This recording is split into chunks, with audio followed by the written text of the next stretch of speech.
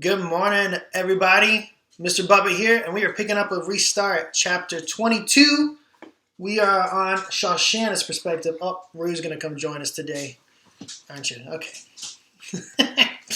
All right, so if you remember, we left off on chapter 21, where Chase's dad takes him to go to the doctor, and he gets a clearance to play football, although Chase doesn't have a lot of confidence in the doctor. And also, big news is that Chase is wrestling with how he lied to save himself with Aaron and Bear when they got in trouble with a fire extinguisher. Lots of external conflict there. Chase is not happy with Aaron and Bear. He's not happy with his dad. And a lot of internal conflict from at least Chase's perspective, because Chase does not like the decision he made and kind of who he's becoming. So, picking up with chapter 22, Shawshanna Weber. I think I must be the stupidest person in the history of the world. I get straight A's in school, but obviously that doesn't mean anything. All it proves is I know how to study for a geography test. As a judge of character, I'm an F-. I let that jerk, that alpha rat, dupe me into believing he was different, that he was a nice guy. Well, a leopard never changes his spots, and that goes double for scheming lowlifes like Chase Ambrose. Falling off a roof, having amnesia, big deal. It doesn't mean you're not a rotten person today just because you can't remember being one yesterday. I can't even face my poor brother. And not just because his eye looks like it sustained a direct hit from a cannon. It's all my fault. I'm the one who told my parents that the coast was clear and it was safe for Joel to come home.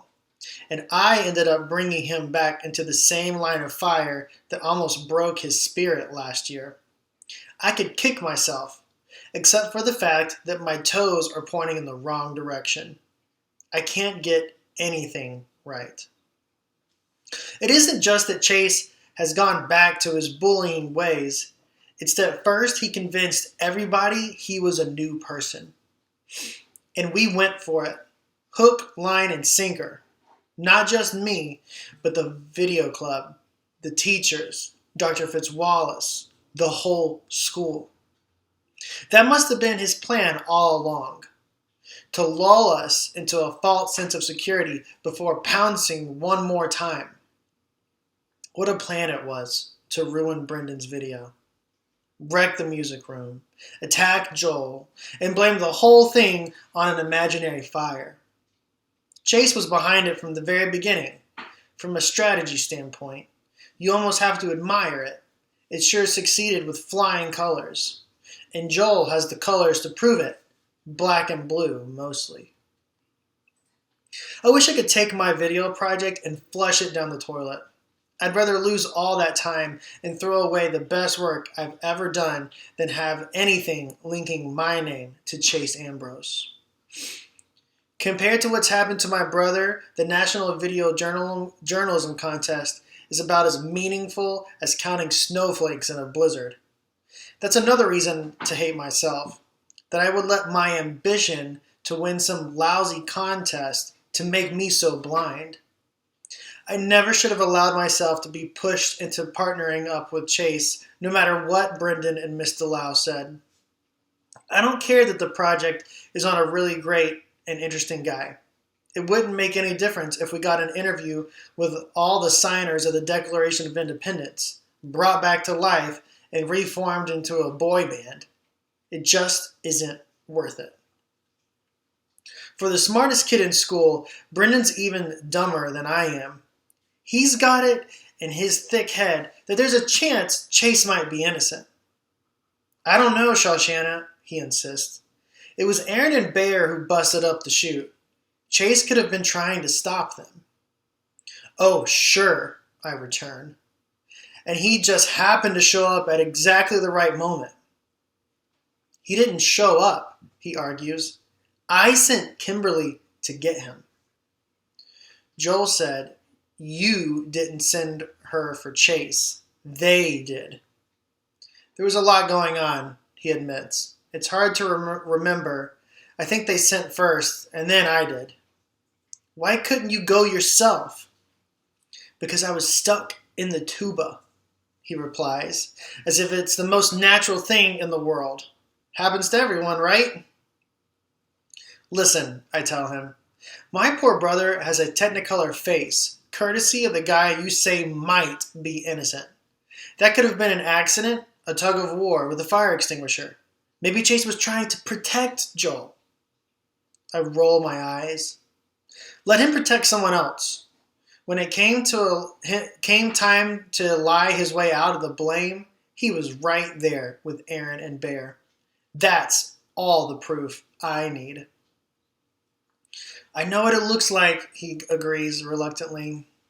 But doesn't Chase deserve the benefit of the doubt? Listen, I challenge. If what you say is true, then Aaron and Bear set him up and nearly got him kicked out of school. And where is he this very minute? At football practice with the same Aaron and Bear who should be his worst enemies. What does that tell you? Well, it's not like he can come to video club anymore. And in the cafeteria, I persist. Who does he eat lunch with? The football team. We won't let him at our table. We're protecting Joel. That's the real meaning of protection. Not cold cocking someone with a fire extinguisher. I'm so mad at that jerk, and you should be too. He's like a cobra. He lured us in until we trusted him. Then he struck. And now he's slithering back to his old life as if nothing ever happened. Joel may be the one who's bleeding, but the attack was on all of us. And he agrees. Brendan knows I'm right, however much he wants to convince himself that Chase is innocent. The whole club knows that we're better off without a guy like that. So how come his name keeps popping up again and again at our meetings? The camera work looks a little shaky. We've got to keep it smooth, like Chase. Yeah, that's a cool shot. It was Chase's idea to film it worm's eye view.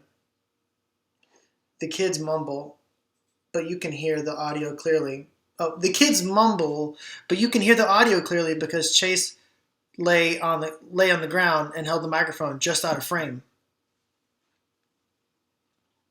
Can we please stop talking about Chase Ambrose? I explode. He's not a god. He's just a person, and a lousy person at that. He belongs on the football team with the other muscleheads. Actually, he belongs chained to a slab of concrete at the bottom of the Marianas Trench.